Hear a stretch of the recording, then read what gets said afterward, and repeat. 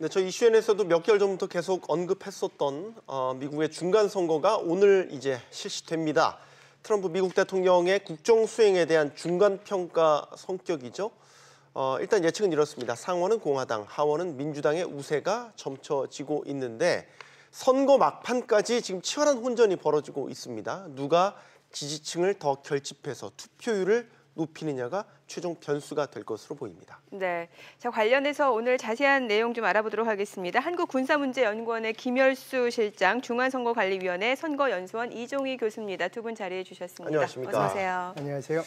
자, 이번 중간 선거가 역대 최고 투표율을 올릴 것이다. 뭐 그런 보도도 나오더군요. 그만큼 관심이 많이 가는 미국 내에서도 그렇고요. 선거란 뜻이죠. 왜 우리가 이 선거에 주목을 해야 되는지 한 분씩 의견을 좀 먼저 듣겠습니다. 아무래도 이제 지금 투표율이 좀 높아질 거라고 얘기하는 것은 사전 투표율, 이게 이제 이미 역대 투표율보다 높다라고 하는 것을 보여주고 있거든요. 그렇기 네. 때문에 아마 가장 높은 이 선거에 참여를 할 거다라고 얘기하는 거고요. 두 번째는 이제 미국이라고 하는 나라가 우리의 관심 대상이죠. 우리가 뭐 프랑스나 뭐 영국에서 하면 이 정도의 관심을 갖겠어요. 그래서 그렇죠. 아무래도 이제 패권 국가고 미국의 대통령 그리고 미국 의회를 누가 장악하느냐에 따라서 전 세계적인 정책, 특히 이제 대한민국, 대한반도 정책이 또 달라질 수 있기 때문에 네. 그래서 이제 관심을 갖는다라고 보는 거고요. 세 번째는 우리나라하고는 조금 달리 의회와 행정부 간의 그 견제와 체크 앤 밸런스라고 하는 것이 좀 달라요. 네. 그래서 우리는 이제 집권 여당이라고 하는 것이 행정부하고 뜻을 이제 뭐 대부분 같이 하고 그러긴 하지만 미국 같은 경우에는 지금은 이제 예를 들면 현재는 공화당이 상하원을 다 차지하고 있지만 만일 이제 민주당에서 이제 차지하게 되면 이거는 뭐 성자 독식 게임이기 때문에 다 가져가거든요. 그렇기 때문에 이제 행정부에서 뭔가 일을 추진하고 싶어도 전부 다 이게 발목이 잡혀요. 그런 면에서 이제 관심이 있는 거고 마지막으로 이제 한반도하고 관련이 되는 건데요. 공화당이 가면 아무래도 트럼프의 지금 외교 이런 것들이 그대로 가지 않겠어요. 그러니까 대한민국 정책과 대북한 정책, 대한반도 정책이 같이 갈 텐데 민주당에서 이제 많이 표를 가져가게 되면 결국은 이제 이게 대통령, 소위 말해서 행정부를 견제하게 되거든요.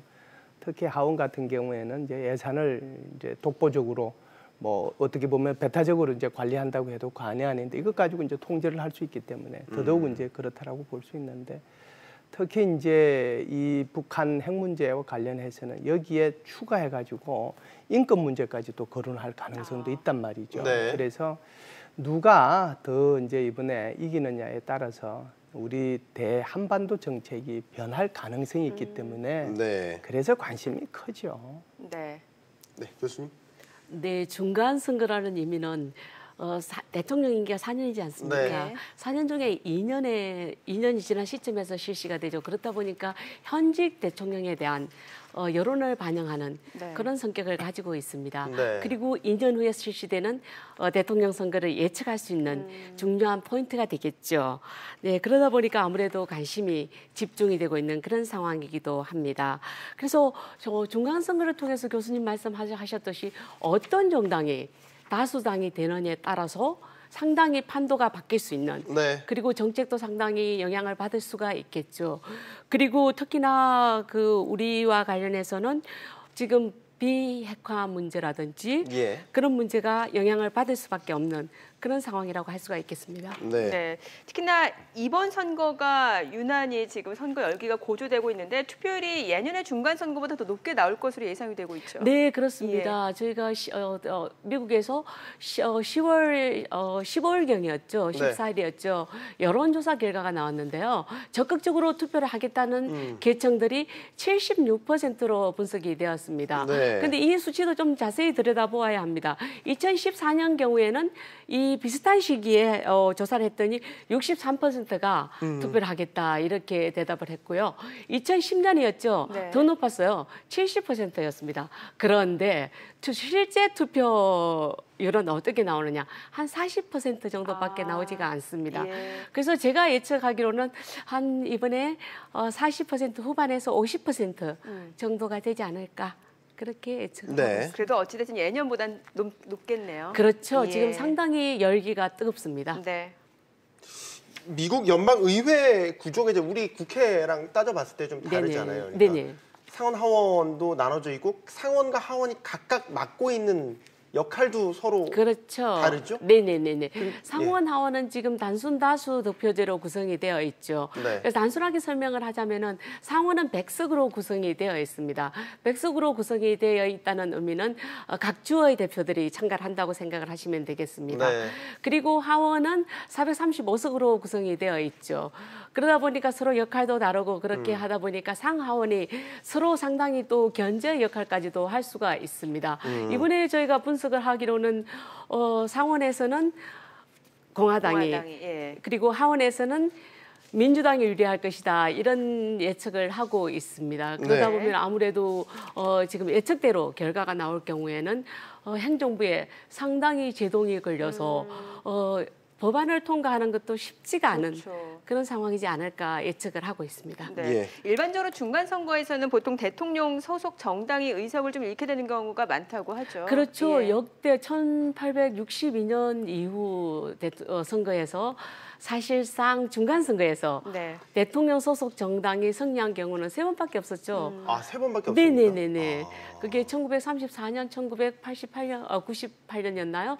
그리고 2002년으로 알고 있습니다. 3번밖에 없었죠. 그러다 예. 보니까 아무래도 이번에도 대통령 소속 정당이 불리하지 않을까 그런 예측들을 하고 있는 상황입니다. 네. 이번 선거에 이제 관전 포인트들을 좀 짚어봐야 되는데 트럼프 대통령이 뭐 쉽게 얘기해서 반이민 정책으로 많은 여론몰이를 했던 게 사실이기 때문에 이번에도 이 반이민 정책도 하나의 또 쟁점으로 등장을 했더라고요. 어떻게 봐야 될까요? 사실은 이제 트럼프 대통령이 제가 오바마를 죄송합니다. 트럼프 대통령 마음속에 지지층이 나온 아니요, 것 같아요. 그렇지는 않은데요. 예. 트럼프 대통령이 선거 공약 중에 하나가 예. 바로 이제 이 반이민 정책이거든요. 그렇기 네. 때문에 이제 멕시코의 국경에다가 거기다가 그 장벽을 세우겠다고 그런 거잖아요. 네. 게다가 그것도 내 돈으로 안 하고 멕시코 보고 돈 내겠다라고 얘기한 건데요. 반이민 정서 여기에 이제 호소를 하는 건데 그러다 보니까 사실상 어떻게 보면 트럼프 대통령이 좀 운이 있다라고 하는 생각도 들어요. 왜 그러냐면 10월 달부터 온두라스에서 시작이 됐지만 미국으로 이민 가기 위한 대열, 탈출행렬. 그거를 이제 캐러반이라고 캐러반, 얘기하잖아요. 그러니까 남미뿐만 아니라 중남미 전체 인원이 대오를 지어가지고 지금 멕시코 국경을 향해서 가고 있거든요. 이제 미국 국경이죠. 그러니까 이제 이게 뭐 트럼프 대통령이 얘기해서 가는 게 아니란 말이에요. 그렇죠. 그리고 또 개개인별로 보면 개개인이 혼자 이렇게 갈 때는 뭐 사실상 굉장히 거기는 치안들이 별로 안 좋기 때문에 네. 뭐 살해당하기도 하고 돈도 빼앗기기도 하는데 이렇게 대규모로 가면 안 그럴 거라고 해서 1명, 2명 모이기 시작한 게 지금 이 정도 됐는데 트럼프 대통령이 이렇게 얘기하는 거죠. 봐라, 내가 대통령 선거 캠페인 할 때 반이민 정책과 여기 국경에 장벽 세워야 된다고 얘기한 게 지금 사실대로 맞고 있지 않느냐. 그러니까 미국의 보수층에 대해서는 굉장한 결집 효과를 낼 수 있죠. 예. 그런데 상대적으로 보면 또 이제 이 이민, 그러니까 이민으로 이렇게 만들어진 나라가 또 미국이잖아요. 네. 여기에 대해서 기본적인 자기의 정체성을 부정한다고 생각하는 민주당 당원들도 있어요. 네. 미국의 국민들도. 이 너무 심한 거 아니냐. 거기다가 군인들까지 또 지금 보내가지고 거기서 여차하면 총을 쏘겠다라고 얘기하는데 그러다 보니까 이제 그 미 하원 의장이죠. 하원 의장이 물론 뭐 공화당 소속이고 트럼프 대통령한테 전화했습니다. 제발 지금 캐러반 얘기 좀 하지 말고 반이민 정책 얘기하지 말고 오히려 이렇게 하면 표가 떨어지니까 오히려 초점을 경제 활황 여기다 초점을 맞춰서 얘기를 해줬으면 좋겠다. 그랬더니 이제 트럼프 대통령이 그건 내가 알아서 할게. 그래가지고 지금 계속 이제 뭐 얘기를 해왔거든요. 네. 제가 볼 때는 뭐 반반이라고 보는데 이것이 이제 민주당과 공화당 그 당원들 또는 투표하는 사람들한테 미치는 영향이 트럼프 대통령은 여전히 이것이 자신의 표를 결집하는 데 효과가 있다라고 생각했기 때문에 여기에 네. 초점을 맞추고 있는 거죠. 네. 뿐만 아니라 경제 정책 성과도 많이 강조를 하고 있어요. 실제로 트위터에다가 분위기를 이어가려면 공화당을 찍어라, 뉴욕 증시 추가 하락을 원하면 민주당을 찍어라 이렇게 글을 올리기도 했단 말이죠. 이 부분에 대해서도 좀 얘기를 해주세요.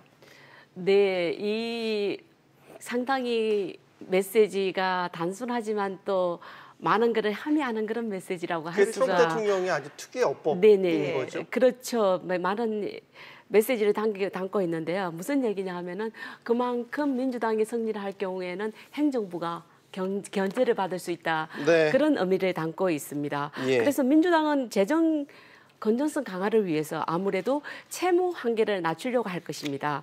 그럴 경우에는 행정부의 재정 지출이 어려워지겠죠. 다 연관된 그런 맥락에서 이해를 할 수가 있겠습니다. 예. 네, 뭐 사실 브렉시트도 그렇고 미국 대선도 그렇고 결과적으로 글로벌 경제에 굉장히 뭐 긍정적 영향을 줬다고 하는데 이번 중간 선거가 글로벌 경제라든지 금융 시장에 미치는 영향력 그러면 어떻게 예상해 볼 수 있을까요? 글로벌 경제는 제가 볼 땐 큰 영향은 없으리라는 예. 생각을 하게 됩니다. 네. 왜냐하면 지금도 그 보호무역주의를 쓰고 있지 않습니까? 네. 근데 지금 공화당이나 민주당이 뭐 어느 정당이 우위를 확보를 하더라도 크게 달라지지는 않을 거라는 생각이 들긴 합니다. 네. 지금 타이밍을 보면요, 김 교수님. 지금 선거가 있기 직전에 이제 이란 제재 복원이 네네. 이루어졌단 말이죠. 거기다가 뭐 다른 나중에 이제 말씀드리겠지만 이제 뭐 우리 한반도 정세와 관련해서도 뭐 중대한 얘기들이 계속 나오고 있어서 일단 이란 얘기부터 질문을 드릴게요. 미국의 대이란 제재를 복원했다. 선거 전에 판세에 어떤 영향을 줄 걸로 보십니까? 그 이란 제재에 대해서도 그러니까 트럼프 대통령을 잘 분석하시는 분들의 얘기예요. 네. 어느 정도로 분석을 하느냐 하면 트럼프 대통령이 자기 공약을 내세웠는데 그 공약을 지금까지 2년 가까이 지나가는데 실천하는 게 뭐가 있느냐라고 얘기하거든요. 네. 근데 대이란 제재도 이런 공약이 일환입니다.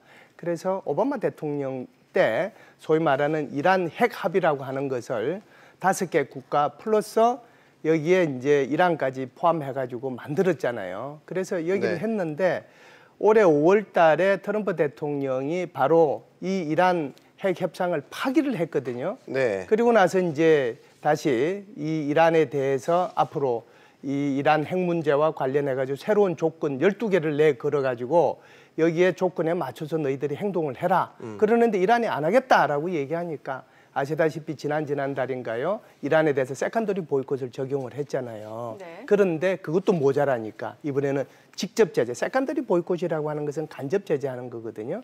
근데 이번에 이제 직접 제재를 한 거죠. 그러다 보니까 이제 이 오바마하고 트럼프하고 양쪽에서 지금 이제 대결이 이루어지는 거예요. 네. 왜 그러냐면 이란 핵 협상은 오바마 대통령의 자기의 업적이에요. 그런데 트럼프 대통령이 이걸 완전히 무시하고 지금 이란에 대해서 세컨더리 보이콧 적용했다가 이번에 이제 직접 이제 제재까지 가고 있거든요. 네. 네. 서로의 결집 효과를 가지고 오는 거죠. 그렇기 때문에 트럼프 대통령 입장에서는 직접 제재를 선거 직전에 하는 것이 투표에 도움이 된다. 득표에. 이렇게 생각했기 때문에 그래서 이란에 대한 직접 제재에 들어갔다라고 볼 수 있습니다. 네. 자, 그러면은 우리나라에 미치는 영향을 좀 고려를 해봤을 때, 뭐 우리나라 뭐 외교라든지 안보, 경제 미치는 영향을 고려를 했을 때 미국 중간 선거 결과 최상의 시나리오, 최악의 시나리오는 어떻게 보십니까? 우선 그 부분 그 이란에 대한 제재가 우리 예. 이제 대북한에 대해서 어떤 영향이 있는지 그부터 잠시 말씀을 드리고 예. 네. 그거 얘기해 드릴게요. 그러니까 지금 이란에 대해서는 제가 5월 달에 이란 핵 협상에서 미국이 탈퇴했다라고 그랬잖아요. 그리고 네. 나서 그 다음 날 폼페오 국무부 장관이 북한을 방북해서 김정은 위원장을 만났거든요. 네. 이번에도 이제 다시 이 이란에 대해서 두 번째 제재를 가했다라고 하는 것은 이제 이번 주로 예상이 되고 있는 폼페오 국무부 장관하고 김영철과의 이제 8일에 고위급 뉴욕에서 회담이 회동을 그렇죠. 한대요. 예. 그게 있잖아요. 그걸 예. 두고 지금 이걸 한 건데 예. 무슨 얘기냐 하면은 이란을 때려서 북한을 움직이게 하고 다시 북한을 때려서 이란을 움직이게 하는 소위 말하는 미국의 입장에서 보면 양쪽을 다 움직여서 누가 빨리 순응하느냐 이걸 가지고 양쪽을 다 비핵화시키려고 하는 그런 생각을 기본적으로 가지고 있죠. 그래서 네. 최선의 시나리오는요. 제가 볼 때는 이번에 민주당이 하원을 장악하긴 하는데 네. 그렇게 크게 이제 공화당이 많이 잃지 않으면은 관계는 없어요. 그게 뭐 괜찮을 그러니까 텐데. 의석을 많이 잃지 않으면. 그렇죠. 예. 만일에 민주당이 상원과 하원을 다 장악하거나 또는 공화당이 상원과 하원을 다 장악하게 되면 이것은 대한반도 정책과 대북한 그 저기 핵 문제에 대해서는 좀 덜 좋은 결과로 연결될 거다 이렇게 봅니다. 한쪽으로 치우치는 게 오히려 안 좋다. 그렇죠. 예. 이 교수님은 어떤 견해십니까? 최상의 시나리오와 최악의 시나리오를 우리가 구분해서 좀 꼽아보자면요. 네, 제가 생각하는 최상의 시나리오는 민주당이 상원과 하원을 다 장악하는 좀 다른 경우입니다. 견해시군요. 네. 예. 왜냐하면 이게 우리 경제뿐만이 아니라 세계 경제에도 영향이 있을 수가 있습니다. 네. 상당히 보호무역주의를 지금 강하게 그렇죠. 쓰고 있지 않습니까? 그런 상황이라면 장기적으로는 이 보호무역주의라는 게 세계 경제에 좋을 리가 없습니다. 그래서 민주당이 양원을 장악할 경우에 거기에 대한 견제를 할 수 있지 않을까. 그런 차원에서 저는 최상의 시나리오는 민주당이 양원을 장악하는 경우고요. 최악의 시나리오는 공화당이 지금 양원을 장악하면서도 트럼프가 아주 크게 이기는 경우를 생각을 했을 때 이 경우에는 국제 경제나 그리고 외교 정책에도 상당히 강력한 목소리를 낼 수가 있습니다. 그렇기 때문에 최악의 시나리오는 너무 큰 폭으로 공화당이 이길 경우인데요. 그럴 가능성은 커 보이지는 않습니다. 알겠습니다. 민주당이 상하 양원을 다 장악하게 되면요. 굉장한 혼란이 아마 올 거예요.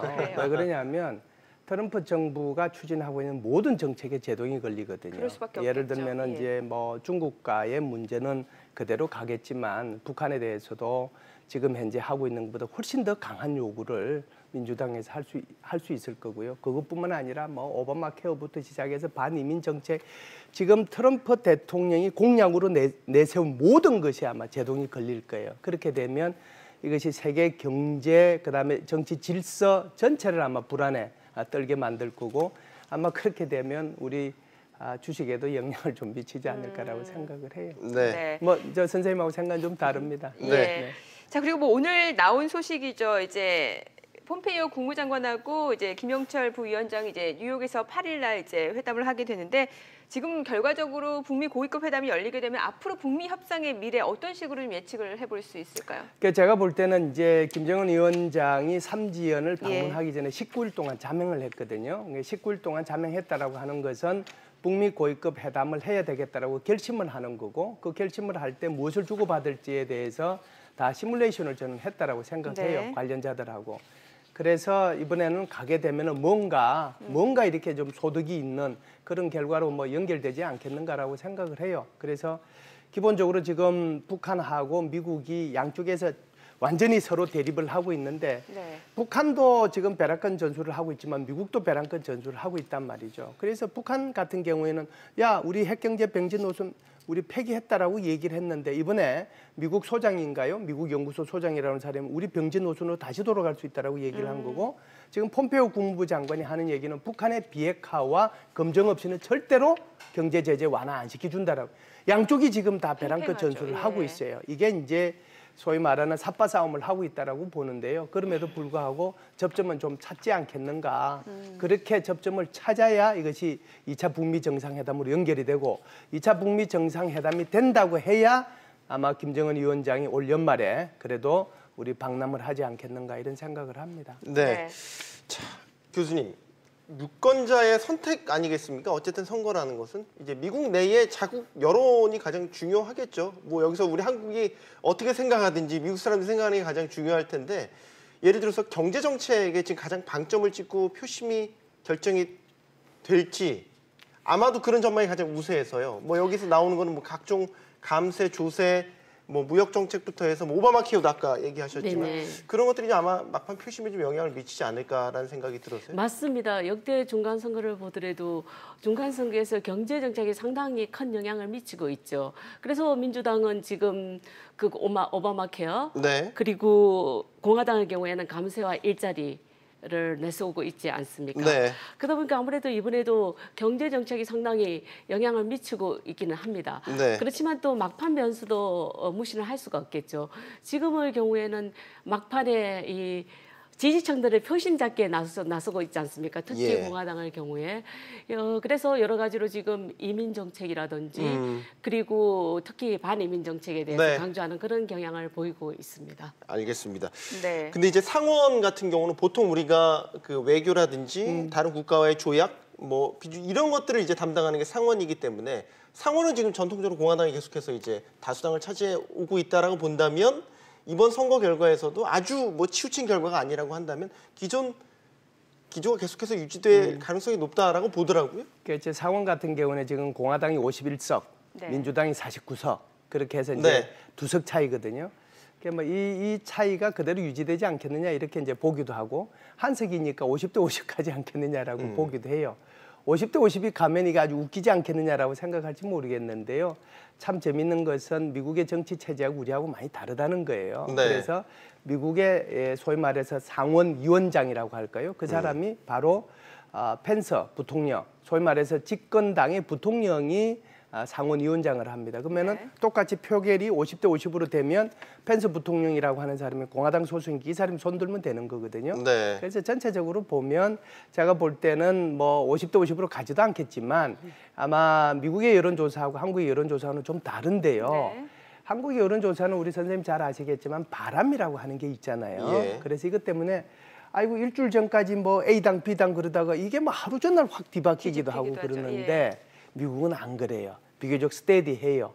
그래서 여론조사한 결과대로 거의 나오는 경향이 많죠.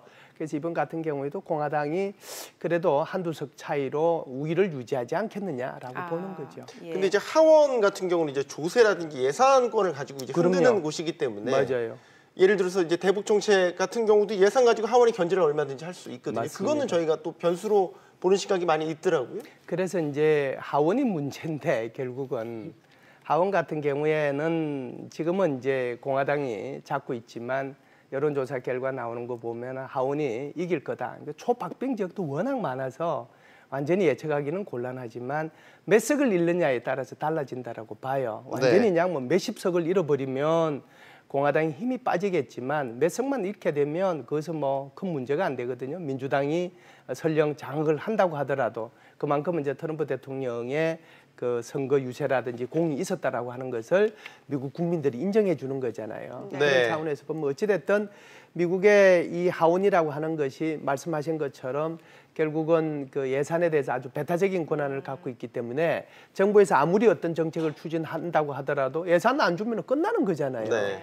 그래서 그 부분이 이제 뭐 앞으로 이 트럼프 대통령이 정책을 수행해 가는데 걸림돌이 될 수는 있겠죠. 근데 네. 미국은 늘 그렇게 해왔어요. 항상 뭐 집권당하고 네. 정부하고 항상 이렇게 같이 일치했던 것보다 오히려 집권당은 뭐 공화당, 오히려 뭐 이 의회는 민주당 이렇게 장악한 경우가 많아요. 그 반대 경우도 많고 네.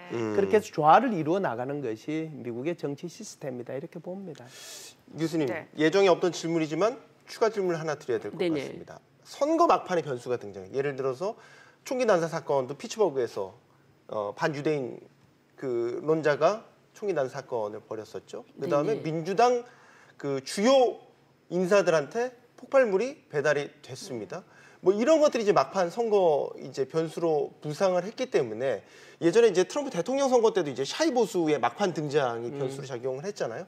이런 것들이 과연 표심에 어떤 영향을 미칠까? 선거학적으로 본다면 어떻게 저희가 해석을 해야 될지. 네, 충분히 영향을 미칠 수 있는 여지들이 많습니다. 특히나 미국의 경우에는 샤이 트럼프라고 우리가 표현을 하죠. 네. 겉으로는 지지를 표시를 하지 않지만 뒤에서 지지하고 있는 분들, 그분들 때문에 사실 지난 대선에도 상당히 큰 변수가 되었습니다. 그러다 보니까 지금도 분위기를 보면은 사실 그 트럼프를 지지했던 계층들, 그러니까 러스트벨트 경우에도 지금 많이 민주당 쪽으로 뺏기고 있는 경우죠. 네. 특히나 몬태나 같은 경우에도 완전 바뀌고 있는 그런 판도가 나타나고 있는 상황인데 만약에 또 다른 그런 총기 난사 사건이라든지 테러라든지 이민과 관련해서 또 어떤 변수가 생길 경우에는 이 선거에 영향을 미칠 가능성도 충분히 있다 그런 생각을 하게 됩니다. 그 1998년 같은 경우에도 중간 선거에서 변수가 되었던 그런 사건들이 있지 않았습니까? 네. 그런 걸 감안을 해보자면 우리가 충분히 선거에서는 그런 사건들도 영향을 미칠 수 있다고 전망을 할 수가 있겠습니다. 알겠습니다. 뭐 저희가 지금 미국 중간 선거 관전 포인트를 좀 짚어보고 있는데 사실 이건 좀 장외편이라고 볼 수 있을 것 같아요. 이 퍼스트 레이디의 행보도 사실 주목을 받고 있는데 이번에 중간 선거 보게 되면 멜라니 행보는 크게 눈에 그러네요. 띄지 않는 것 같단 말이죠. 트럼프 모습만 보였던 것 같습니다. 원래 그 트럼프 스타일이잖아요. 그거 뭐 특별히 얘기할 건 없을 것 같습니다. 많이 싸워서 그 두 분들 사이의 관계도 뭐 다 잘 아는 거고 네. 데리고 나와가지고는 별로 그렇게 크게 득표에 유리하다고 생각 안 하기 때문에 그래서 트럼프 대통령 혼자서 이리저리 이제 유세 다니고 지원해주러 다니고 그러는 거죠. 그리고 이제 네. 좀 전에 그 피츠버그 유대교 네. 거기 총기 사고 있었지 않습니까? 네, 네. 그래서 여기에 대해서 반감 가지는 사람들한테는 오히려 그러니까 이스라엘하고 아랍하고가 문제가 되는 거고 아랍 중에서도 이스라엘하고 이란이 문제가 되는 거잖아요. 그 둘 관계가. 그래서 피츠버그 유대교 문제는 이번에 미국에서 이란에 대해서 완전히 직접 제재를 가했기 때문에 그거는 그걸로 희석이 돼요. 알겠습니다. 자, 지금 미국은 트럼프냐 반 트럼프냐 정말 초박빙의 대결까지도 예상이 되고 있습니다. 오늘 선거 결과 지켜보도록 하시죠. 이종인 교수, 김열수 실장이었습니다. 두 분 고맙습니다. 잘 들었습니다.